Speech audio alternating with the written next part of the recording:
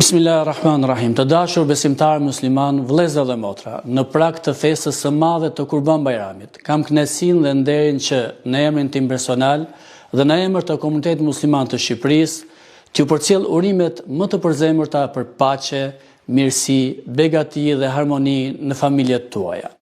Kurban Bayrami është një ndër festat më të rëndësishme të besimit islam. Është festa e sakrificës, e bindjes ndaj Zotit, e solidaritetit dhe e dashurisë për njeriun. Ajo na rikujton shembullin e profetit Ibrahim a.s. paqja e Zotit qoftë mbi të, i cili me devotshmëri të plot tregoi besim, durim dhe përkushtim ndaj krijuesit. Ky mesazh mbetet edhe sot një thirrje e fuqishme për të forcuar moralin, përgjegjësinë dhe humanizmin në jetën tonë të përditshme.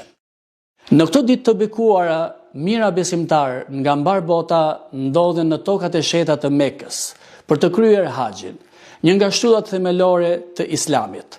Haxhi është simbol i unitetit, barazisë dhe përkushtimit ndaj Zotit të gjithësisë.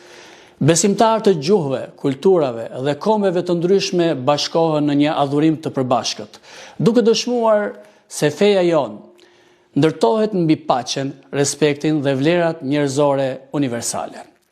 Kjo festë na fton të reflektojmë më shumë për njëri tjetrin, të jemi më pranë familjeve tona, më pranë të moshuarve, njerëzve në nevojë, jetimëve dhe çdo zemër që ka nevojë për mbështetje e shpresë.